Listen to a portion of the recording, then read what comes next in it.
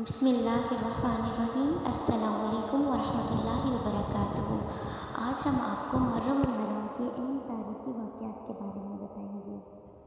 حضرت آدم علیہ السلام کی توبہ محرم الحرام میں قبول ہوئی۔ حضرت نوح علیہ السلام کو طوفان نوح سے نجات ملی۔ فرعون کے جادوگروں کی توبہ قبول ہوئی۔ حضرت موسیٰ علیہ السلام کو فرعون سے نجات ملی۔ حضرت عیسیٰ علیہ السلام کی پیدائش ہوئی۔ ابرہہ کے لشکر اصحاب فیل پر عذاب نازل ہوا۔ شاہ ربیع الاول میں محصور ہونے کی ابتدا بھی محرم الحرام میں ہی ہوئی۔ غزوہ ذات الرقاع 5 ہجری میں ہوا۔ غزوہ خیبر محرم الحرام 7 ہجری میں ہوا۔ رسول اللہ صلی اللہ علیہ وآلہ وسلم نے مختلف بادشاہوں اور سرداروں کی طرف دعوتی خطوط ارسال فرمائے۔ جنگ قادسیہ محرم 14 ہجری میں ہوئی۔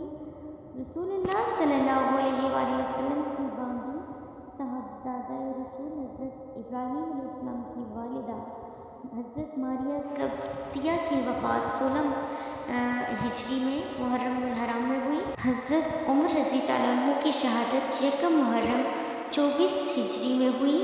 حضرت عثمان رضی اللہ عنہ کی خلافت کی ابتدا 1 محرم 24 ہجری سے ہوئی۔ واقعہ کربلا اور حضرت حسین رضی اللہ عنہ کی مظلومانہ شہادت 10 محرم 61 ہجری میں ہوئی۔ محرم الحرام کا نام سنتے ہی واقعہ کربلا ہمارے ذہن میں آ جاتا ہے، جو کہ سب سے بڑا واقعہ تھا۔ تو واقعہ کربلا کا ہم سب کے لیے سب سے بڑا سبق یہ ہے کہ مردوں نے حق اور صبر نہیں چھوڑا، یعنی کہ مردوں نے حق اور صبر کا دامن بالکل بھی نہیں چھوڑا، اور خواتین نے حیا اور پردہ نہیں چھوڑا۔